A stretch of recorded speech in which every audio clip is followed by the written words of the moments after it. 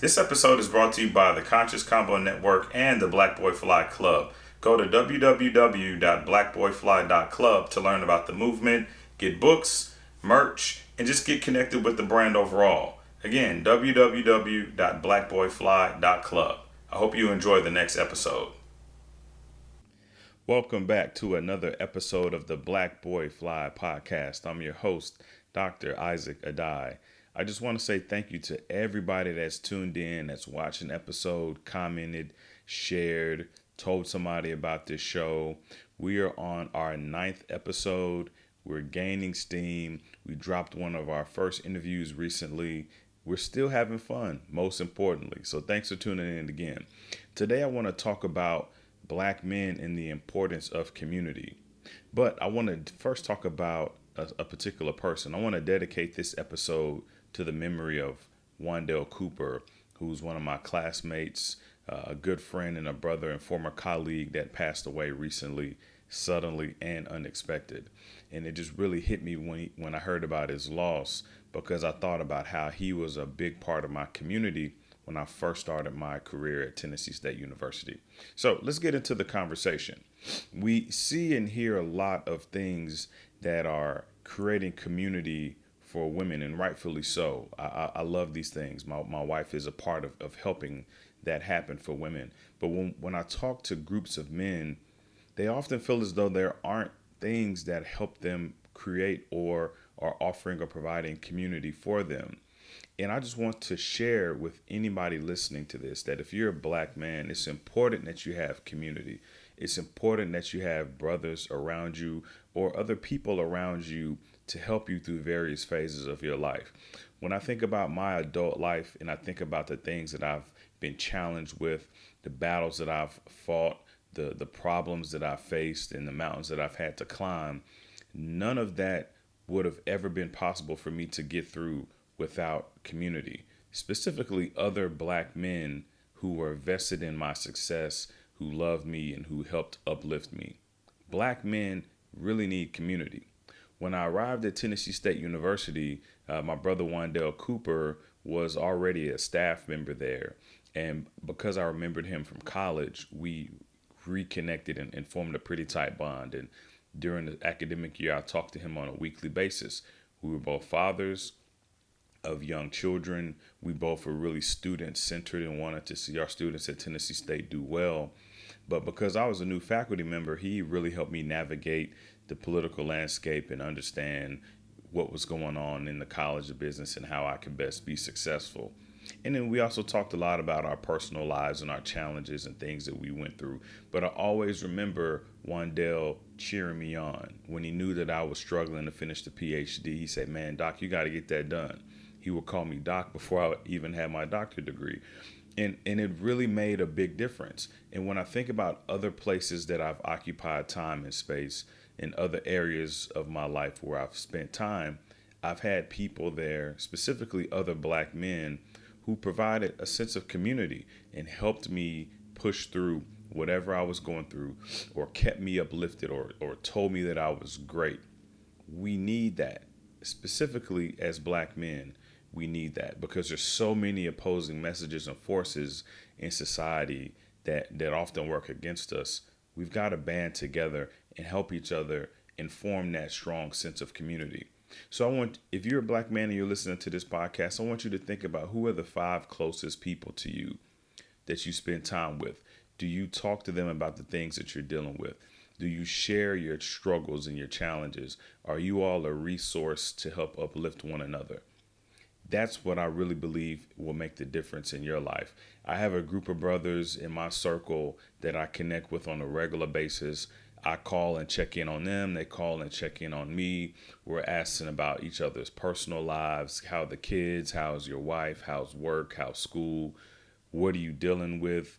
We may laugh and crack jokes, but at the end of the day, we all want to see each other be great. And we are forming that sense of community for one another.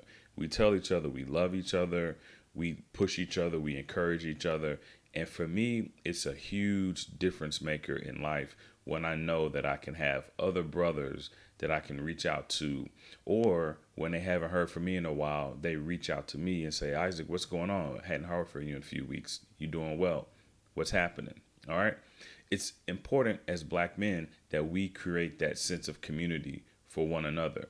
We never know what one person is battling with or struggling with.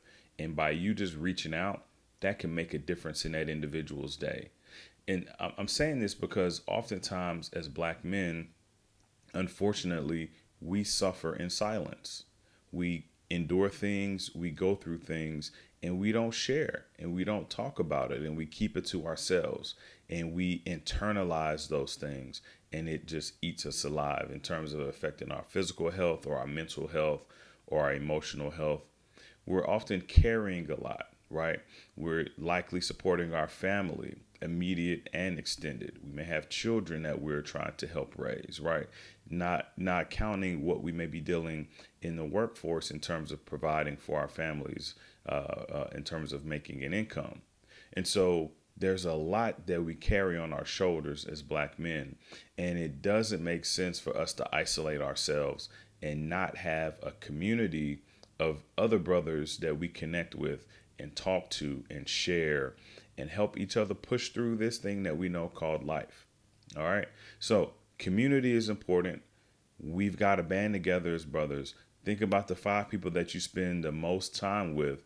What are you offering for them? What are they offering for you? Do you need a new circle of people to help you remain uplifted? Are you the one in the circle that keeps things to himself and doesn't share and doesn't open up and talk about what you're dealing with or your struggles? Personally, I found that when I open up and I talk to my brothers about the things that I'm dealing with, they're likely dealing with the exact same thing.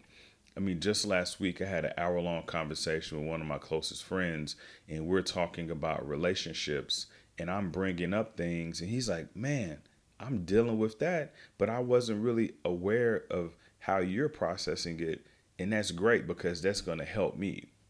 I mean, why not do that? Why not be that resource for one another? The more that we open up and share and talk about the things, good or bad or indifferent, that we're processing in life, the more I think that we can free other people from the things that may be holding them back and keeping them from flying high in life.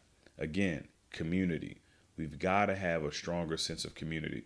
And with community comes trust, right? We've got to be able to trust one another to be able to share what we're going through, our wins, our losses, the things that we want to do in terms of our dreams, maybe even our shortcomings and failures.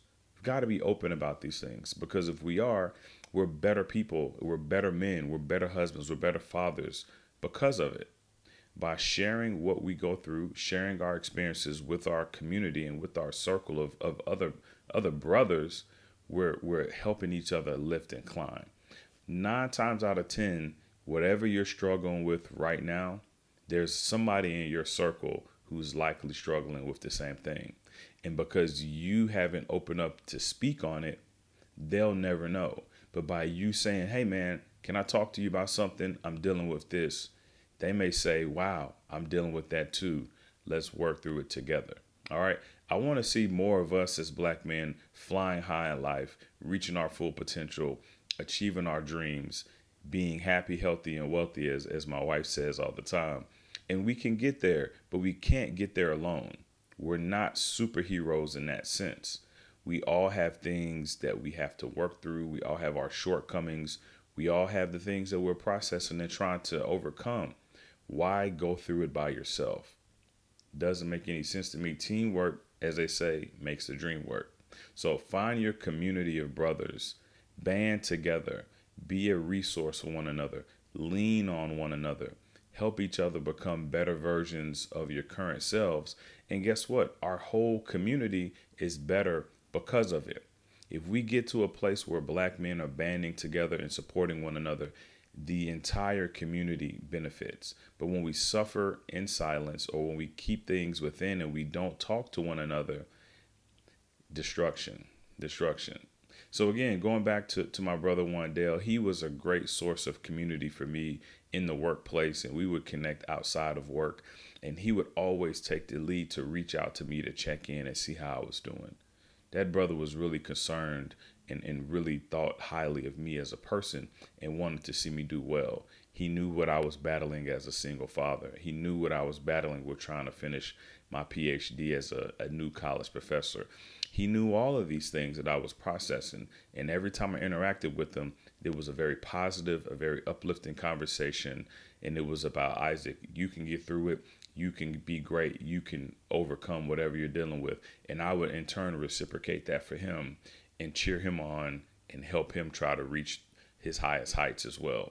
So again, as Black men in this world, we have a lot of things that are working against us. But if we band together, we create this sense of community, we lean and trust and depend on one another, our lives are better for it, our community is better, our families are better, and I believe that the world is a better place.